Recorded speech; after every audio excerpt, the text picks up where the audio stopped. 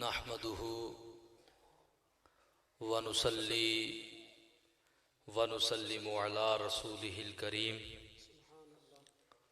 وعلى آله وأصحابه أجمعين أما بعد فأعوذ بالله من الشيطان الرجيم بسم الله الرحمن الرحيم سبحان الذي أسرى بعبده ليلا من المسجد الحرام إلى المسجد الأقصى صدق الله العظيم إن الله وملائكته يصلون على النبي يا أيها الذين آمنوا صلوا عليه وسلموا تسليما الصلاة والسلام عليك يا رسول الله وعلى آلك وأصحابك يا حبيب الله الصلاة والسلام عليك يا نبي الله وعلى آلك وأصحابك يا رحمة للعالمين. لائق صد تکریم معزز علماء کرام و معزز و محترم برادران اسلام، آج کی یہ بابرکت اور عظیم الشان روح پرور تقریب نبی اکرم صلی اللہ علیہ وآلہ وسلم کی عظمت کے بیان اور اس کے ساتھ ساتھ معجزہ معراج کے بیان کے سلسلہ میں انعقاد پذیر ہے، جس کے روئے رواں انتہائی ہمارے پیارے بھائی اور دوست، مشفق و مہربان ساتھی، پیکر اخلاص و محبت، خطیب اہل سنت، استاذ العلماء حضرت علامہ مولانا محمد عدنان حسن زار صاحب مدنی دامت برکاتہم العالیہ والقدسیہ، اور اس کے ساتھ ان کی محبت میں دور و نزدیک سے علماء کرام کا جم غفیر یہاں پہ محفل میں میری طرح شرکت کے لیے حاضر ہوا ہے. ہمارے کلاس فیلو بھی بہت سارے ساتھی ساتھ ہیں، اور اساتذہ کرام کی بھی کثیر تعداد میں یہاں پہ جلوہ گری ہے. حضرت صاحبزادہ محمد عدنان حسن زار صاحب کے برادر مکرم ہمارے پیارے بھائی، وہ بھی مبلغ ہیں، سرزمین یورپ میں کچھ عرصہ وہ رہ کے آئے ہیں. محترم المقام جناب لقمان حسن صاحب عطاری قادری دامت برکاتہم العالیہ والقدسیہ، میں دل کی اتھاہ گہرائیوں سے ان کو اس عظیم الشان پروگرام کے انعقاد پہ مبارکباد پیش کرتا ہوں. ان برادران کے والد مکرم بھی جلوہ فرما ہیں، اور وہ خوش نصیب ہیں کہ اللہ نے ان کو ایسے نیک بیٹے عطا فرمائے ہیں. آپ نے سرکار کی عظمت کے حوالے سے قرآن و حدیث کے عین مطابق مجھ سے پہلے بڑا پرمغز اور جوشیلا خطاب سماعت فرمایا ہے. خطاب کرنے والے ہمارے ساتھی، ہمارے بھائی، نوجوان مذہبی سکالر حضرت علامہ مولانا فیضان رضا صاحب قادری چشتی دامت برکاتہم العالیہ والقدسیہ ہیں. دل تو کرتا ہے کہ جتنے اسٹیج پہ افراد ہیں میں سب کا نام لوں، لیکن وقت کبھی پاس رکھنا پڑتا ہے، اور آپ احباب کی طبیعت پہ بھی گرانہ گزرے. میں ان ہستیوں سے اس معاملے میں معذرت کا بھی طلبگار ہوں. نبی اکرم صلی اللہ علیہ وآلہ وسلم کی شان و شوکت اور عظمت کے کیا کہنے. بڑے بڑے عظیم معجزے ہمارے آقا محمد عربی کو رب نے عطا فرمائے ہیں. ویسے تو آپ کو معلوم ہے، آپ سنتے رہتے ہیں، اللہ کے ہر نبی نے بطور دلیل اپنا معجزہ بھی اپنی اپنی امتوں کو پیش کیا ہے تاکہ ان کی نبوت پہ وہ دلیل ہو جائے. لیکن ہمارے آقا کی شان یہ ہے کہ سر کے بالوں سے لے کر پاؤں کے مبارک ناخنوں تک معجزہ بن کے آئے ہیں. اٹھنا معجزہ، بیٹھنا معجزہ، کلام فرمانا معجزہ، آپ کا آرام فرمانا معجزہ، آپ کا کھانا تناول فرمانا معجزہ، آپ کا پانی پینا معجزہ، آپ کا شفقت فرمانا معجزہ، آپ کا قدم اٹھانا معجزہ. الغرض ہمارے آقا معجزہ بن کے آئے ہیں. بڑے مشہور سرکار کے معجزات میں سے آپ نے سنا ہے کہ آپ نے انگلی کا اشارہ کیا ہے اور ڈوبا ہوا سورج وقت عصر پہ لا کے کھڑا کر دیا ہے، اور پھر انگلی کا اشارہ کیا ہے اور آسمان پہ دکھنے والا چاند 2 ٹکڑوں میں بٹ جاتا ہے. چاند کا کلیجہ چیر کے رکھ دیا ہے. پانی کی طلب ہوتی ہے تو سرکار مدینہ صلی اللہ علیہ وآلہ وسلم اپنے دست شفقت سے پانی کے چشمے جاری فرما دیتے ہیں. سرکار کو بڑے بڑے معجزے عطا کیے گئے ہیں. سب سے بڑا معجزہ، جو سب معجزوں میں سے سب سے بڑا معجزہ ہے، وہ کیا ہے؟ قرآن. بلند آواز سے کہیں سبحان اللہ. یہ قرآن سب سے بڑا معجزہ ہے سرکار کا. اور قرآن کے بعد تمام علماء فرماتے ہیں جو سب سے بڑا معجزہ ہے وہ معراج النبی ہے. معراج النبی صلی اللہ علیہ وآلہ وسلم یہ ایک ایسا معجزہ ہے کہ جس کا منتہا، جس کی انتہا کہاں پہ ہوتی ہے؟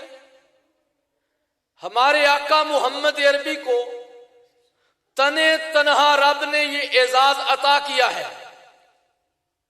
حضرت آدم سے لے کر قیامت تک، یعنی قیامت کی صبح تک، نہ یہ کسی عام بندے کا مقدر بنا، نہ کسی ولی کا مقدر بنا، نہ یہ کسی غوث کا مقدر بنا، نہ یہ کسی اقطاب کا مقدر بنا، نہ ہی یہ کسی ابدال کا مقدر بنا، نہ ہی کسی تابعی کا مقدر بنا، نہ کسی صحابی کا مقدر بنا، نہ کسی نبی کا مقدر بنا، نہ کسی رسول کا مقدر بنا.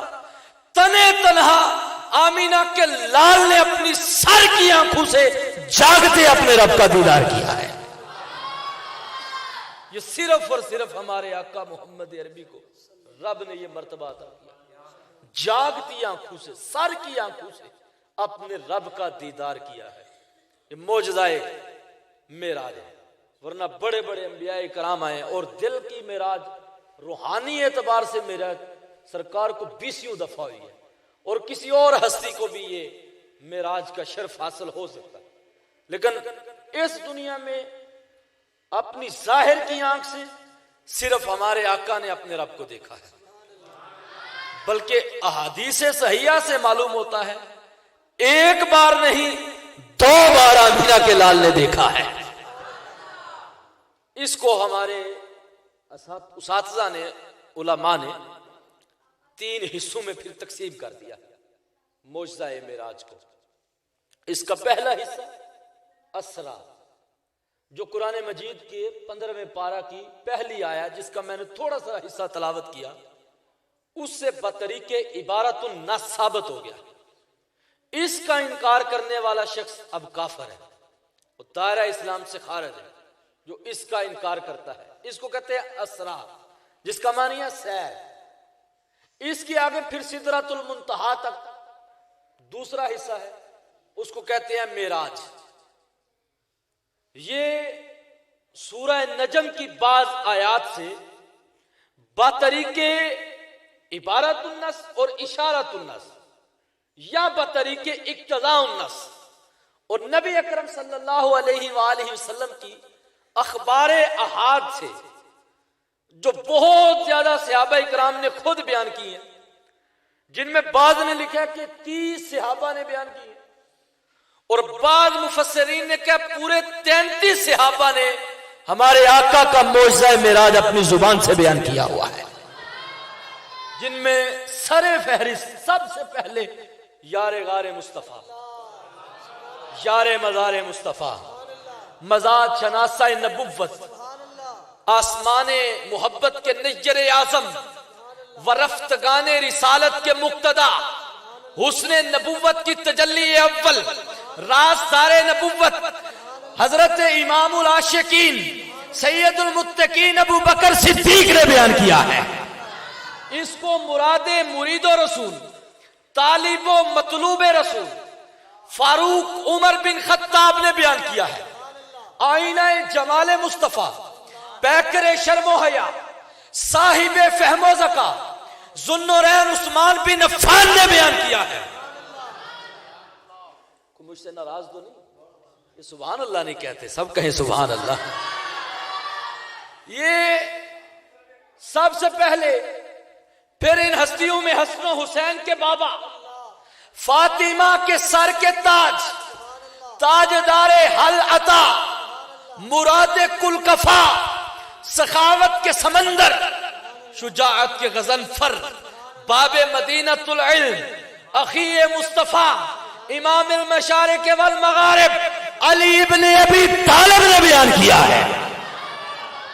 اس کو عبداللہ بن مسعود نے بیان کیا، اس کو ابو ذر غفاری نے بیان کیا، اس کو بلال حبشی نے بیان کیا، اس کو حضرت ام المومنین عائشہ نے بیان کیا، اس کو حضرت ام ہانی نے بیان کیا، اس کو عقیل بن ابی طالب نے بیان کیا، اس کو ابو ہریرہ نے بیان کیا، اس کو عبداللہ بن عمر نے بھی بیان کیا۔ کتنی ہستیوں کے نام لیے جنہوں نے معجزہ معراج بیان کیا۔ عبداللہ بن عباس نے، ابی بن کعب نے، کئی بڑی بڑی ہستیوں نے پھر اس کو بیان کیا ہے۔ دوسرا حصہ جو ہے، اس کا انکار کرنے والا شخص اہل سنت کے راستے سے مکمل طور پہ ہٹا ہوا گمراہ بدعتی شخص ہے جو معراج کا انکار کرتا ہے۔ اور تیسرا فرمایا کہ حصہ ہے اعراج۔ یہ کیا ہے؟ اعراج کیا ہوتا ہے؟ یعنی جہاں پہ تمام زیرو افراد، تمام زیرو ہستیاں، ان کی رسائی ختم ہو جاتی، اس سے آگے کا جو سفر آمینہ کے لال نے طے کیا ہے، کہاں تک؟ ما فوق تک۔ کہاں تک؟ جہاں تک رب نے چاہا اپنے شایان شان اپنے محبوب کو قریب کیا ہے۔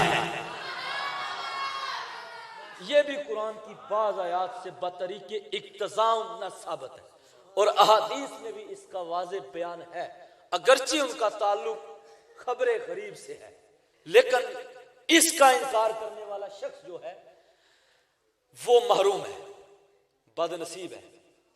ہمارے حضور مفتی اسلام نے اس کو ہمیں اس انداز میں سمجھایا، فرماتے ہیں یہ ایسے ہی ہے اس کا انکار کرنا جیسے اس نے سب کچھ لے لیا مغز چھوڑ دیا، کیونکہ وہ فرماتے ہیں سدرۃ المنتہا تک، جہاں تک سرکار کے قدم لگے، جہاں تک سرکار نے قدم رجا فرمائے، وہاں تک جو جو ملتا رہا، جو جو سرکار سے فیض پاتا رہا، جس جگہ پہ آمینہ کے لال کے قدم لگے، وہ ان کی معراج ہے۔ محمد عربی کی معراج آگے شروع ہوتی ہے، وہ رب کا دیدار ہے۔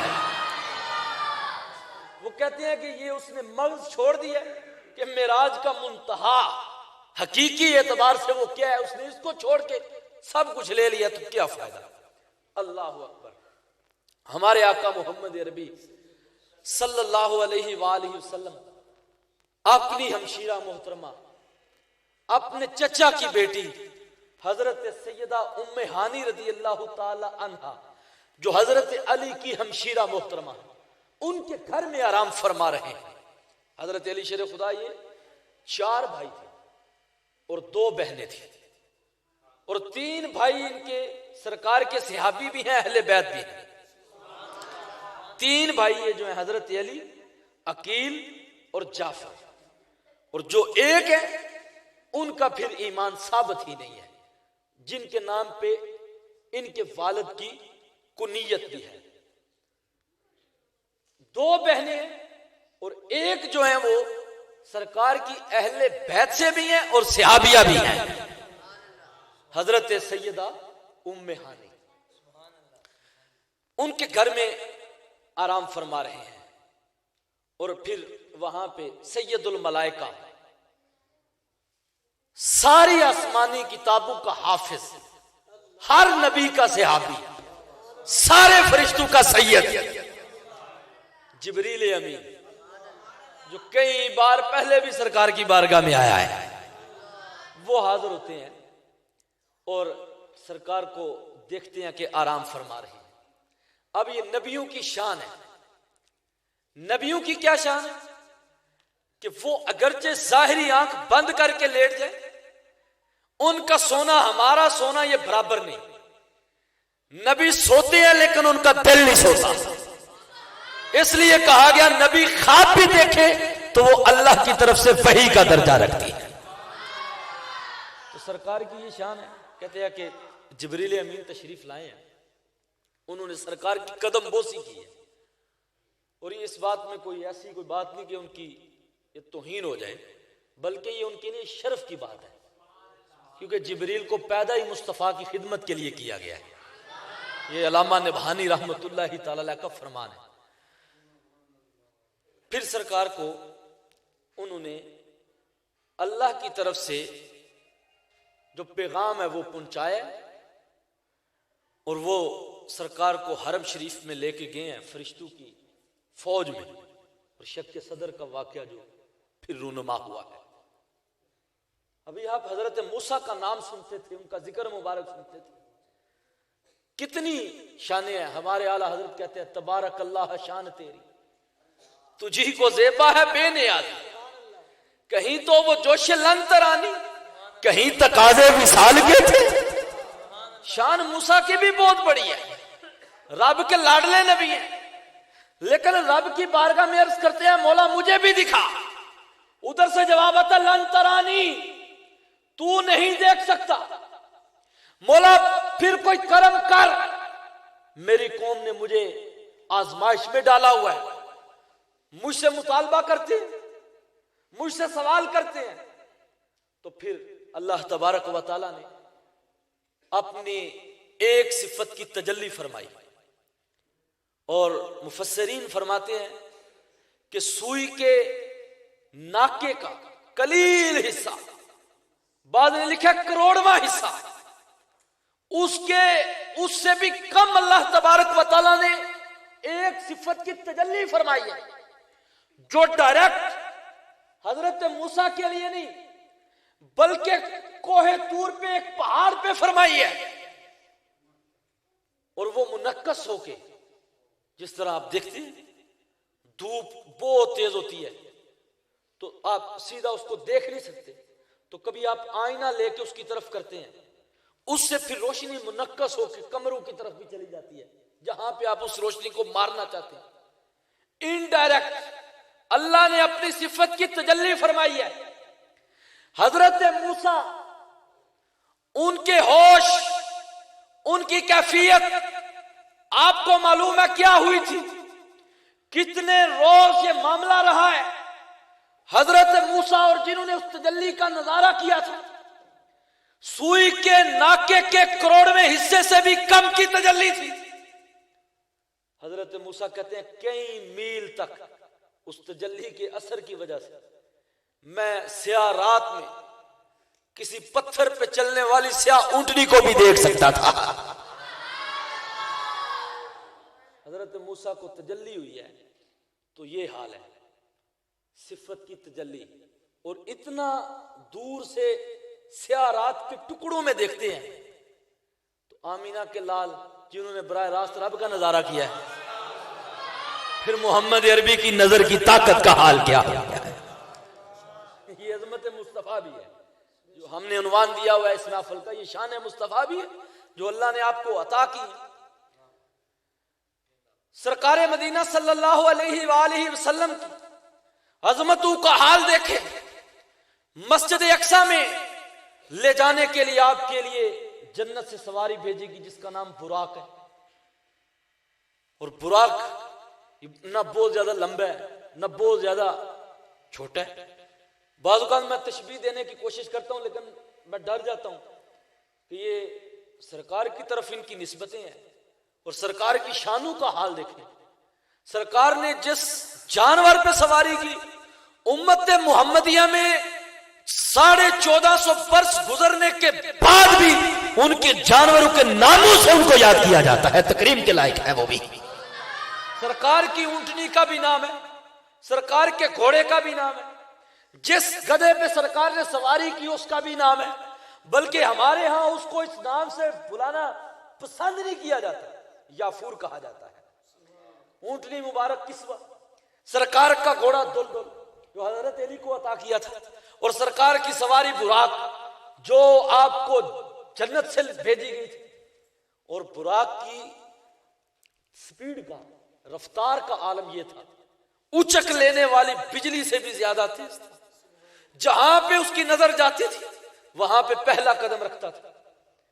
تو اندازہ کریں کہ جب وہ تیز دوڑتا ہوگا، وہ تو دوڑتا تھا، میں اکثر کہتا ہوں کہ ہمارے پاس گاڑی ہے، گاڑی پہ آئیں، اگر ہمارے بھائی کوئی ڈرائیونگ کر رہے ہیں 200 پہ لے جائیں سپیڈ، گاڑی تو چلی جائے گی، لیکن کسی شخص کو اوپر بندہ بٹھا دے، کسی جوان کو، تو وہ سنبھال تو نہیں سکے گا سواری کے اوپر۔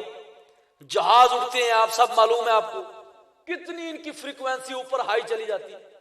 اگر کوئی شخص اس کے اوپر بیٹھ جائے یا کوئی کوشش کرے اس کے ساتھ لٹکنے کی، تو ہوا کی فریکوینسی اس قدر تیز ٹکراتی ہے کہ اس کے جسم کا کیما کر جائے، اس کے جسم کے لوتھڑے اڑ جائیں۔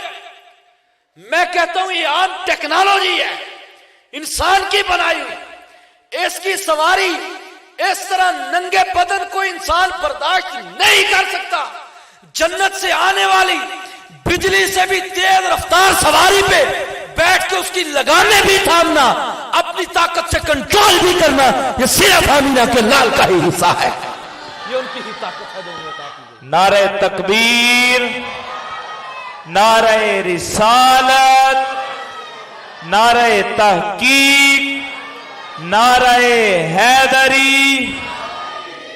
یہ میرے آقا محمد عربی کی ہی شان ہے کہ سواری پہ بیٹھ کے اس کو اپنے کنٹرول میں بھی رکھا ہوا ہے، اپنے قبضے میں بھی رکھا ہوا ہے، اور پھر سرکار کے وہاں پہ تشریف لے جانے پہ انبیاء کرام کا استقبال کرنا، وہاں پہ پوری انسانیت کے پیدر باپ حضرت آدم بھی ہیں جو صفی اللہ ہیں، حضرت نوح نجی اللہ بھی ہیں، حضرت ابراہیم خلیل اللہ بھی ہیں، حضرت اسماعیل ذبیح اللہ بھی ہیں، حضرت موسیٰ کلیم اللہ بھی ہیں، حضرت عیسیٰ روح اللہ بھی ہیں، وہاں پہ حسن والا یوسف بھی ہے، وہاں پہ مسکراہٹ والا اسحاق بھی ہے، وہاں پہ حضرت یعقوب بھی ہیں، وہاں پہ بڑی بڑی ہستیاں ادریس بھی ہیں، یونس بھی ہیں، وہاں پہ خضر بھی ہیں، سارے اللہ کے نبی آ گئے ہیں، اور کوئی مصلی امامت کی طرف بڑھتا نہیں، جس سے پوچھتے ہیں یہی کہتا ہے عظمتوں والا رب کا لاڈلا نبی دولہ محمد عربی آ رہا ہے، سب کی امامت کروانے والا ہے۔ یہ آمینہ کے لال کے لیے پوری بزم سجائی گئی، کم و بیش 1,24,000 پیغمبر انبیاء اکرام کی جماعت جنہوں نے سرکار کے پیچھے اپنے ہاتھ باندھے ہیں۔ اور علامہ تقی الدین سبکی رحمت اللہ تعالی علیہ فرماتے ہیں یہ اس لیے تھا تاکہ یہ بات واضح ہو جائے ہر نبی محمد عربی کا بھی امتی ہے، ہر رسول بھی مصطفیٰ کا امتی بنایا گیا ہے۔ حضور کی نبوت نے تمام نبیوں کی نبوت کو گھیر لیا، حضور کی رسالت نے تمام رسولوں کی رسالت کو گھیر لیا ہے۔ ہر نبی ہر رسول ان کا ہر امتی مصطفیٰ کا امتی بنا گیا، کیونکہ وہ پہلے سلطنت کر کے گئے تھے۔ یہ جو پہلے تھے سارے سلطنتیں کر کے گئے تھے، پھر ان کو بتایا ہے تمہاری سلطنتوں کی بھی بڑی شان ہے، لیکن تم سب کا سلطان میرا پیارا حبیب ہے، تو تمہاری امامت۔ پھر اس کے بعد معراج، یہ اس میں آلہ ہے، یہ ایک نور کی سیڑھی تھی جس کے ذریعے سرکار کا پھر وہاں سے سفر شروع ہوا ہے، اور پھر سرکار آسمانی منازل طے کرتے ہوئے سرکار مدینہ صلی اللہ علیہ وآلہ وسلم سدرۃ المنتہا پہ پہنچے۔ ایک سواری سرکار کی اس میں رف رف بھی تھی، حالانکہ رف رف تیرا فر گیا، تو وہ رف رف بھی ایک سواری تھی۔ جبریل امین بھی سرکار کی خدمت میں رہے تھے۔ پھر اس کے بعد سرکار مدینہ صلی اللہ علیہ وآلہ وسلم نے، میں تھوڑا سا چاہتا ہوں کہ معراج ہی مضمون بیان ہو، اس کے علاوہ ایک اور مضمون بھی ذمہ ہے میرے، تھوڑا سا اس پہ بھی انشاءاللہ گفتگو ضرور کریں۔ حضرت جبریل امین سدرۃ المنتہا پہ جا کے رک گئے۔ سرکار نے فرمایا جبریل چل نا۔ عرض کیا یا رسول اللہ اگر میں ایک پورے کے برابر بھی، پنجابی میں کہتے ہیں نا پوٹا، ایک پورے کے برابر یا اس سے کم کا حصہ بھی آگے ہو جاؤں، آقا جل کے راکھ ہو جاؤں۔ جبریل امین نے اس وقت اظہار کیا اس بات کا کہ اللہ کی جو تجلیات برستی ہے میں برداشت نہیں کر سکتا، میرے اوپر اگر وہ کوئی ایک تجلی بھی برس کی تو میرا آقا حال یہ نہیں رہے گا۔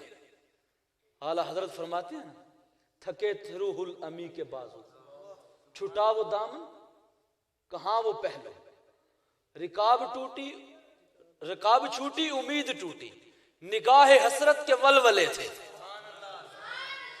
اور وہ بندہ سوچتا رہتا ہے کہ کہاں گئے تھے، کیسے گئے تھے، کب گئے تھے۔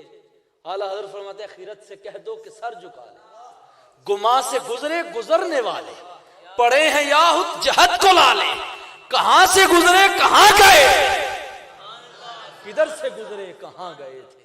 وہی ہے اول، وہی ہے باطن، وہی ہے ظاہر، اسی کے جلوے، اسی سے ملنے، اسی سے اس کی طرف گئے تھے۔ بلند آواز سے کہیں نا سبحان اللہ۔ اسی کے جلوے، اسی سے ملنے، اسی سے اس کی طرف گئے تھے۔ تبارک اللہ شان تیری ہی، تجھی کو زیبا ہے بے نیازی، کہیں تو وہ جوش لنترانی، کہیں تقاضے وصال کے تھے۔ اور پھر کہتے ہیں جو ہم بھی وہاں ہوتے، یہ ادھر کی بات کرتے ہیں، کہتے ہیں جو ہم بھی وہاں ہوتے، ہاک کے گلشن قدموں سے لپٹ کے لیتے اترن، مگر کریں کیا نصیب میں تو یہ نامرادی کے دل لکھے تھے، بچا جو ان کے تلووں کا دھوون، بنا وہ جنت کا رنگ و روغن، جنہوں نے دھولا کی پائی اترن، وہ پھول گلزار نور کے تھے۔ اور کہتے ہیں وہی تو اب تک چھلک رہا ہے، وہی تو جوبن ٹپک رہا ہے، نہانے میں جو گرا تھا پانی کٹورے تاروں نے بھر لیے تھے، کٹورے تاروں نے بھر لیے تھے، کٹورے تاروں نے۔ کہتے ہیں یہ سرکار کا ہی کرم تھا۔ کتنی اس میں باتیں ہو سکتی۔ اور ایک روایت میں ہے کہ سرکار مدینہ صلی اللہ علیہ وسلم سے فرشتوں نے سوالات بھی کیے تھے۔ اس سے آگے تھوڑا سا بیان کر کے پھر اس حصے کو بیان کرتے ہیں۔ کہتے ہیں سدرۃ المنتہا کے بعد پھر امام بخاری رحمۃ اللہ تعالی علیہ ایک حدیث نقل کرتے ہیں، کہتے ہیں فدن الجبار رب العزہ، کہتے ہیں سرکار آگے بڑھے ہیں سدرۃ المنتہا سے، اور مشہور روایت ادنو منی یا محمد، اے میرے محبوب میرے قریب ہو جا۔ سرکار کہتے ہیں مجھے جب آواز آئی نا کہ اے محمد قریب ہو جا، تو سرکار کہتے ہیں میں نے قدم اٹھایا نا اس آواز کی طرف، تو کہتے ہیں سرکار میں نے کتنا فاصلہ طے کیا؟ سرکار کہتے ہیں جتنا میں نے حرم شریف سے لے کر مسجد اقصی سمیت ساتوں آسمان و سدرۃ المنتہا اور ما فوق کے اس قدم تک طے کیا ہوا تھا، اس ایک آواز پہ لبیک کہتے ہوئے میں نے ایک قدم میں اتنا فاصلہ طے کیا تھا، یہاں تک کہ 1000 مرتبہ یہ آواز آئی اذن منی یا محمد، محبوب قریب ہو جا، قریب ہو جا، قریب ہو جا۔ کہتے 1000 دفعہ آواز آئی، پھر کتنا سرکار گئے ہوں گے قریب کتنا قدم سرکار میں اٹھا. تو کہتے ہیں پھر آواز آئی ہے کف، ٹھہر جا محبوب ٹھہر جا. آگے امام بخاری کی یہ حدیث پڑھتا ہوں. کہتے ہیں فدن الجبار رب العزہ. کہتے ہیں 1000 بار آواز پہ قدم اٹھانے کے بعد جب سرکار کو وہاں پہ ٹھہرنے کا حکم ہوا، کہتے ہیں پھر کیا معاملہ ہوا؟ کہتے ہیں پھر عزتوں کا مالک رب آپ اپنی شایان نشار محبوب کی طرف بڑھا. کہا محبوب اب تیرا پڑھنا ختم، اب ہم خود تیرا استقبال کرنے لگے ہیں جیسا اس کی شان کے لائق ہے. اور محبوب پہ اللہ نے اس وقت درود بھیجا، اپنی طرف سے رحمتیں فرمائی. اور پھر کیا ہوا؟ فتدل کان منہ، یہ بخاری شریف کے الفاظ آیت نہیں ہے. فتدل کان منہ قاب قوسین او ادنا. اتنا بڑھ گئے، اتنا بڑھ گئے. 2 کمانے نہیں، فرمایا او ادنا، بلکہ ان 2 کمانوں سے بھی کم کا فاصلہ رہ گیا. یا محب تھا یا محبوب تھا. محب جانے اور محبوب جانے کیا ہوا ہے. فَأَوْحَا إِلَىٰ عَبْدِهِ مَا أَوْحَا. یہ سورہ نجم کی آیت. پھر کیا ہوا؟ پھر اس نے اپنے بندے کی طرف وحی فرمائی جو وحی فرمائی. اللہ جانتا ہے، اللہ کے رسول جانتے ہیں. بعض اس کی تعبیریں ہوئی بھی ہیں سرکار کے فرمودات عالیہ سے. رب کہتا ہے کہ ما کذب الفؤاد ما رأى افتمارونہ علی ما یرا. تم فرمایا کہ میرے محبوب نے جو دیکھے نا، ان کے دیکھنے کا حال یہ ہے کہ ان کی جس آنکھ نے دیکھا ہے دل نے اس کی تصدیق کی ہے، دل نے اس کو جھوٹ نہیں جانا. گاؤں دیہاتوں میں ہم رہتے ہیں، کبھی ہو نا بندہ بڑا کسی ایسے بندے کو دیکھا جس کے حالات پہلے بڑے تنگ تھے، گدا گاڑی پہ دیکھ لیا ہے اور چند سال گزرے ہیں تو بڑی گاڑی اس کے پاس آ گئی ہے، پراڈو آ گیا اس کے پاس، ڈالا آ گیا ویگو.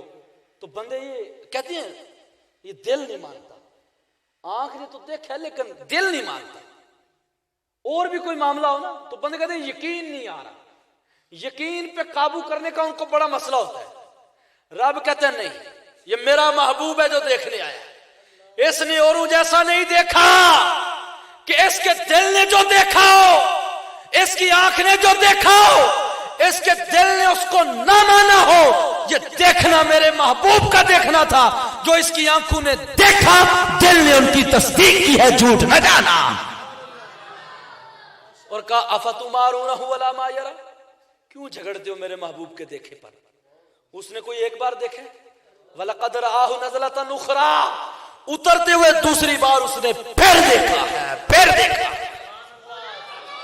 عند سدرۃ المنتہا، کہاں دیکھا؟ سدرۃ المنتہا. وعندها جنت المأویٰ، اور وہ کہاں ہے؟ وہ جنت ماوا کے پاس ہے. اذا یغش السدرۃ، اذا یغش السدرۃ ما یغشا، جب سدرہ پہ چھا رہا تھا جو چھا رہا تھا. یہ عظمتیں ہیں میرے مصطفیٰ کی. ابی بن کعب کہتے ہیں مجھ سے عبداللہ بن عباس نے پوچھا بتاؤ ہمارے آقا محمد عربی نے اپنے رب کو دیکھے؟ کہتے ہیں انہوں نے آگے سے نعرہ تکبیر بلند کیا، کہتے ہیں پہاڑ بھی گونجنے لگے. عبداللہ بن عباس کہتے ہیں میں نے کہا میں سرکار کے خاندان کا بندہ ہوں، مجھے اس طرح ٹال مٹول سے کام نہ لو. ہمارے آقا نے دیکھا یا نہیں دیکھا یہ بات بتاؤ. کہتے ہیں میں نے صحابی رسول ابی بن کعب سے پوچھا بتاؤ دیکھا ہے یا نہیں دیکھا. اللہ ابی بن کعب آگے سے کہتے ہیں اچھا بھی اگر تم سننے کے متحمل ہو تو سنو، بے شک اللہ نے ہمارے آقا اور موسیٰ کے درمیان اپنے کلام اور اپنے دیکھنے کو تقسیم کر دیا. بے شک اللہ کے پیارے نبی حضرت موسیٰ انہوں نے 2 بار اپنے رب سے کلام کیا اور 2 بار محمد عربی نے اپنے رب کو دیکھا ہے. دیکھا 2 بار فرمایا دیکھا. قدر آ محمد ربہ مرتين، ہمارے آقا محمد عربی نے 1 بار نہیں 2 بار اپنے رب کو دیکھا ہے. کتنی اس پہ احادیث بیان ہو سکتی. اب سنیں آگے. فرشتوں نے کچھ بارگاہ الہی میں سوال کیے تھے اور وہ کہتے ہیں ہم 1000 سال سے جھگڑا کر رہے تھے کہ یہ ان سوالوں کا حل نہیں ملتا. تو رب نے فرمایا نہ گھبراؤ، عرش فرش سے میرا محبوب عرش پہ آ رہا ہے، تمہارے ہر سوال کا جواب دے گا. اور جامع ترمذی میں جو مشہور حدیث ہے سرکار نے خود فرمایا، کہتے ہیں کہ رب ذوالجلال کی قدرت کا ید ہاتھ نمودار ہوا ہے اور رب ذوالجلال نے وہ میرے دونوں کندھوں کے درمیان رکھا ہے، بین کتفیہ باردہ انا ملے. اور سرکار کہتے ہیں میں نے جیسا اللہ کی شان کے لائق ہے اللہ کے دست کی انگلیوں کی ٹھنڈک اپنے سینے پہ محسوس کی.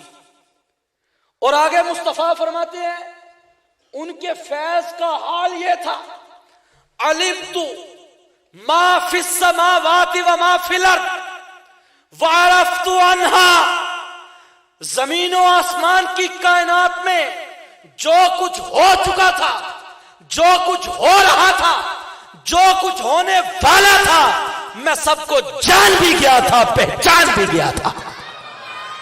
نعرہ تکبیر، نعرہ رسالت، نعرہ تحقیق. کہتے ہیں میں جان بھی گیا، پہچان بھی گیا. اب فرشتوں نے وہاں پہ سوال کیے کہ سرکار بندے کے پہاڑوں کے برابر گناہ آنکھ جھپکنے سے پہلے ہم فرشتے دیکھتے ہیں کہ نیکیوں میرا بدل دیتا ہے. یہ ذرا معراج شریف کا درس بھی ہو جائے گا، واقعہ معراج سے بڑا عظیم تحفہ بھی ہو جائے گا. ذرا سبحان اللہ کہیں گے بلند آواز سے. سرکار نے فرمایا کہ اس کی وجہ یہ ہے کہ وہ بندہ مہمان نواز ہوتا ہے، لوگوں کو پکڑ پکڑ کے کھانا کھلاتا ہے، اور مہمان نوازی یہ مصطفیٰ کی سنت ہے. اور سرکار کو اہل مکہ اس حوالے سے بطور خاص ہی یاد کرتے تھے، صدیق اکبر کو بھی یاد کرتے تھے، کافر بھی کہا کرتے تھے یہ محمد اور محمد عربی کا یہ خادم ابو بکر یہ مہمان نواز بڑے ہیں. یہ باتیں سرکار نے کہا مہمان نوازی کرتا ہے، بھوکوں کو کھانا کھلاتا ہے. اس کے بعد کیا فرمایا، راتوں کو اٹھ کے پچھلے پہر جب سب سو جاتے ہیں چوری چوری اپنے رب کو راضی کرتا ہے، عبادت کرتا ہے جس میں ریا نہیں ہوتا، محلے والوں کو دکھانا مقصود نہیں ہوتا، بہنوں کو بھائیوں کو چڑھانا مقصود نہیں ہوتا. میں نمازیں پڑھتا ہوں، میں بڑے کام کرتا ہوں، سجدے کرتا ہوں. اس وقت آتا ہے جب صرف تعلق اس کا ہوتا ہے، اس کے رب کا ہوتا ہے. ایک اور آگے بات تیسری فرمائی کیا ہے، فرمایا جس کو ملتا ہے جہاں ملتا ہے سلام کرتا ہے. جاننے والا پھر بھی سلام کرتا ہے، نہیں جاننے والا پھر بھی سلام کرتا ہے. سلام کی یہ اتنی برکت ہے. یہ معراج النبی شریف سرکار کا عظیم معجزہ، اس کے بیان تو بہت ہے، روح بھی بہت ہے. کتنی حدیث ہے فقیر کو اللہ کے کرم سے یاد، لیکن وقت کے کچھ تقاضے ہیں جس کی وجہ سے اس کو بالکل اختصار کر دیا. اور پھر معراج کا جو سب سے بڑا تحفہ ہے جو بطور خاص امت محمدیہ کو رب نے دیا ہے، وہ اس کی بندگی کے لیے 5 وقت کی نماز ہے. 5 وقت کی نماز. یہ معراج النبی شریف کی محفل کا بھی آج فیض ہے. یہ تحفہ نیت کریں. ہماری مسجدیں ہمیں مصلی مسجد کے پکارتے ہیں، یہ جگہ ویران ہو چکی ہیں، بالکل مسجدیں غیر آباد ہو چکی ہیں. اس کے مقابل آپ دیکھیں جہاں پہ حرام کاریاں ہوتی ہیں، جہاں پہ محفلیں جو ہیں وہ رتب و یابس کی لگتی ہیں، اور جہاں پہ پیسے کا فضول بے دریغ حرام طریقے سے خرچ ہوتا ہے، وہاں پہ لوگوں کا رش بھی ہے، وہاں پہ دنیا کی رونق لگی ہوئی ہے. آؤ اللہ کے گھر میں رونق لگا دو، اللہ ہمارے گھروں کو جنت سے رونق میں مالا مال کر دے گا. یہ معراج شریف کا ایک خاص پیغام جو ہے وہ سرکار کو بطور خاص اس امت کے لیے تحفہ ملا ہے، نماز. 5 وقت. واقعہ تو آپ نے سنا ہے، باقی وہ کیسے گئے سرکار کیسے آئے. دوسرا چونکہ آج 22 رجب المرجب، اور یہ آپ کو معلوم ہے سرکار کے بڑے ایک پیارے عظیم صحابی جنہوں نے بہت ساری جنگیں کی، جنہوں نے اسلام کے نام پہ کئی علاقے فتح کیے، جنہوں نے اس زمین کے کونے کونے میں محمد عربی کے دین کا پیغام پہنچایا، اور جن کو دربار رسالت میں ایک خاص مقام ملا ہے، جن کو سرکار نے اس کام پر بھی ان کا انتخاب کیا کہ جو اللہ کی طرف سے وحی لے کے جبریل امین تشریف لاتے، اس کو لکھنے پہ ان کو مامور کیا گیا ہے۔ ان کو سرکار نے ہادی بھی کہا ہے، ان کو سرکار نے مہدی بھی کہا ہے، ان کو جہنم سے آزادی کی دعائیں بھی دی ہیں۔ ان کا نام ہے حضرت امیر معاویہ رضی اللہ تعالی۔ حضرت امیر معاویہ رضی اللہ تعالیٰ عنہ، ہم فخر کرتے ہیں جب ہم کہیں امیر المومنین ہے، وہ امیر اسلام ہے۔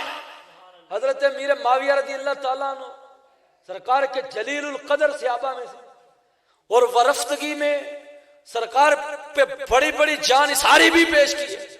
حضرت ابو سفیان ان کے یہ بیٹے ہیں جنہوں نے اسلام کی خاطر فتح مکہ کے موقع پہ، آپ کو معلوم ہے، انہوں نے اسلام قبول کیا تھا، اور اس کے بعد انہوں نے جو جنگیں لڑی ہیں، ایک جنگ لڑی ہے اس میں ایک آنکھ نکل گئی ہے۔ سرکار نے فرمایا ابو سفیان اگر آپ کہو آپ کی آنکھ لوٹا دیں، کہتے ہیں سرکار نہیں، آپ کی محبت میں رب کے توحید کے پرچم کو بلند کرنے کی خاطر نکلی، اس لیے اس آنکھ کی اب ضرورت نہیں ہے۔ یہاں تک کہ ایک اور جنگ میں گئے ہیں، دوسری آنکھ بھی جاتی رہی ہے، پھر بھی کہا ہے کہ قبول کرتا ہوں آقا۔ اس کے لیے کچھ چاہت نہیں کرتا۔ یہ وہ ہستیاں جنہوں نے اسلام کے لیے ایسی ایسی خدمات پیش کی۔ حضرت امیر معاویہ رضی اللہ تعالیٰ عنہ، بعض لوگوں کو پتہ نہیں کیا مرض ہے، بڑا مسئلہ ہے، حضرت امیر معاویہ کا ذکر ہے ان کے دل میں تنگی ہو جاتی ہے، بعض تو معاذ اللہ کھل مکھلا بولتے ہیں، معاذ اللہ ان کی صحابیت پہ کلام شروع کر دیں۔ یہ تو بد نصیبی ہے، ہم سمجھتے ہیں دل میں برا خیال بھی آئے، یہ دل چھوٹا بھی ہو ان کے ذکر سے تو پھر بھی میں سمجھتا ہوں یہ ایمان کے تقاضے اس کے پورے نہیں ہیں، اس کو غور کرنا چاہیے۔ صحابہ وہ بھی ہمارے ہیں، اہل بیت وہ بھی ہمارے ہیں، ہر صحابی کا بھی ذکر کریں گے، اہل بیت کے ہر بندے کا ذکر کریں گے، علی کا بھی ذکر کریں گے، امیر معاویہ کا بھی ذکر کریں گے۔ سرکار نے فرمایا لا تسبوا احدا من اصحابی، لا تسبوا احدا من اصحابی، یہ صحیح مسلم شریف کا روایت، میرے کسی ایک صحابی کو بھی گالی نہ دو۔ یہ احد ان کا جو لفظ ہے نا، اس یہاں پہ احدن ہوگا، اس سے پہلے اگر حرف نفی آئے نا تو پھر یہ کلی اعتبار سے اس کے تمام، اس شعبے کے تمام افراد کو گھیرتا ہے۔ جیسے قل هو اللہ احد اللہ الصمد لم یلد ولم یولد ولم یکن له کفوا احد، یہ پیچھے ولم یکن له کفوا معنی پورا ہو جاتا ہے، یہاں اس کا کوئی ہمسر نہیں ہے، اس کی کوئی برابری نہیں ہے۔ وَلَمْ يَكُنْ لَهُ كُفُوًا تک بھی معنی پورا ہو جاتا ہے، لیکن فرمایا وَلَمْ يَكُنْ لَهُ كُفُوًا أَحَدٌ، کوئی ایک بھی اس کی ہمسری کا نہیں ہے، برابری کا نہیں ہے۔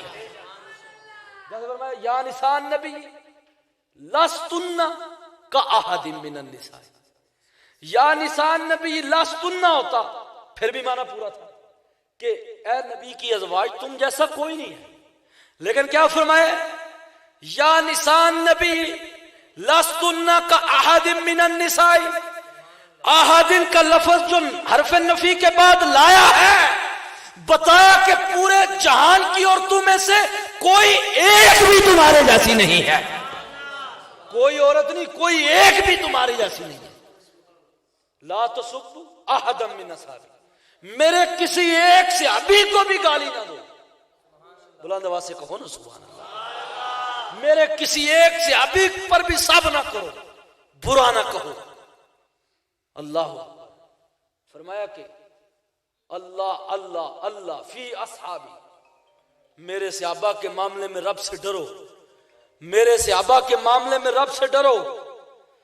لا تتخذوہم غرضا بعدی، اپنی زبانوں کے نشانے میرے صحابہ کے لیے نہ کھولو، ان پہ تیر نہ برساؤ، ان کی توہین و تنقیص نہ کرو. فمن احبہم فبحبی احبہم، میرے صحابہ کی محبت صرف میری محبت کی وجہ سے ہے. فمن ابغضہم فببغضی ابغضہم، ان سے حسد اور بغض، سرکار نے فرمایا ان سے نہیں، یہ تو مجھ محمد سے تمہارا بغض ہے، کیونکہ یہ نسبت مصطفیٰ ہے، آمینہ کے لال کی نسبتیں ہیں.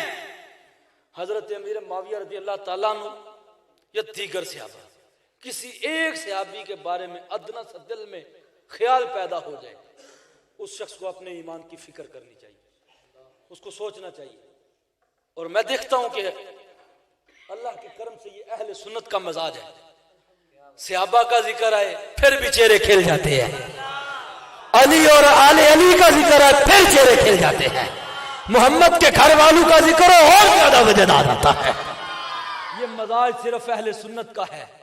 اہل بیت کا نام آئے صحیح طبیعت مچل جاتی ہے خوشی سے، خدا کی قسم طبیعت میں خوشی آ جاتی ہے، باغ و بہار آ جاتا ہے.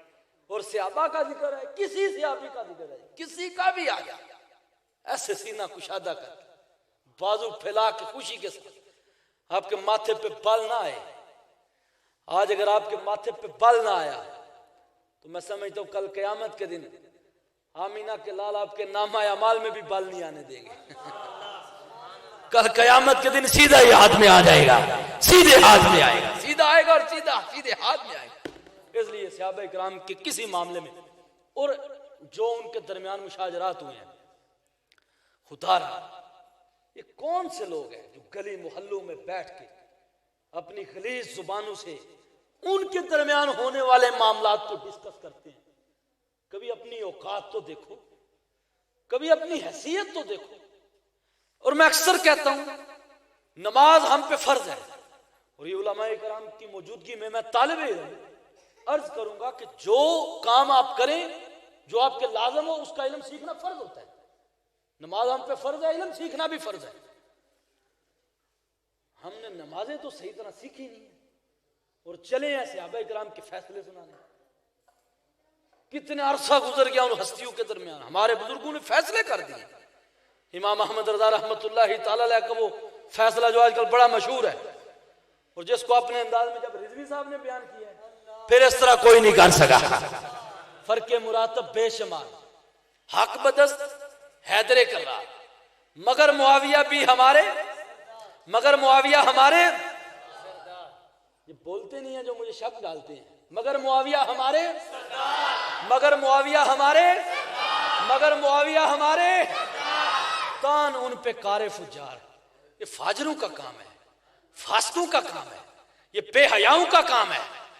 جس کے اندر حیا نہ ہو وہ تو صحابہ پہ طعن و تشنیع کرے، اور جس کے اندر ایمان ہو اور جس کے اندر حیا ہو وہ کبھی صحابہ کو نہیں بول سکتا، وہ صحابہ کرام کے بارے میں ادنا سی گستاخی بھی نہیں کر سکتا.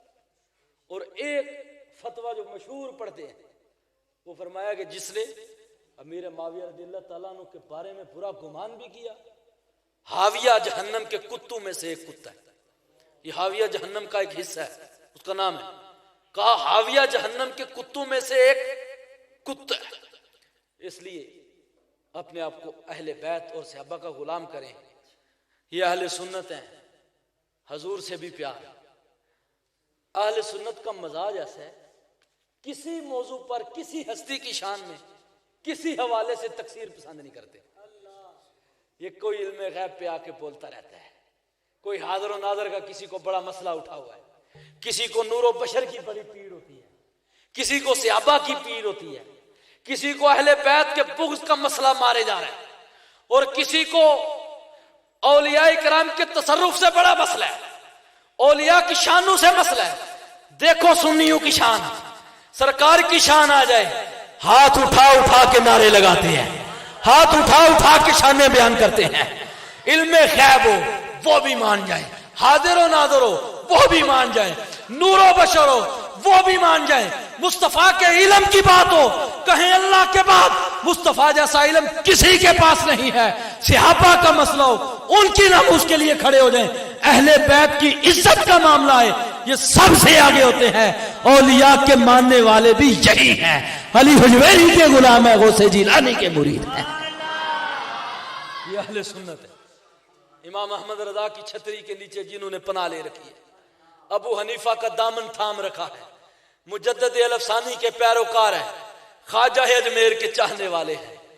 اپنی گفتگو انہی لفظوں پہ ختم کر جاتا ہوں. اہل سنت کا ہے بیڑا پار اصحاب حضور، نجم ہے اور ناؤ ہے اطرت رسول اللہ کی. دوران گفتگو جتنی چھوٹی بڑی غلطیاں ہوئی آپ سے اللہ سے معافی کا طلبگار ہوا. آخر دعوانا الحمدللہ.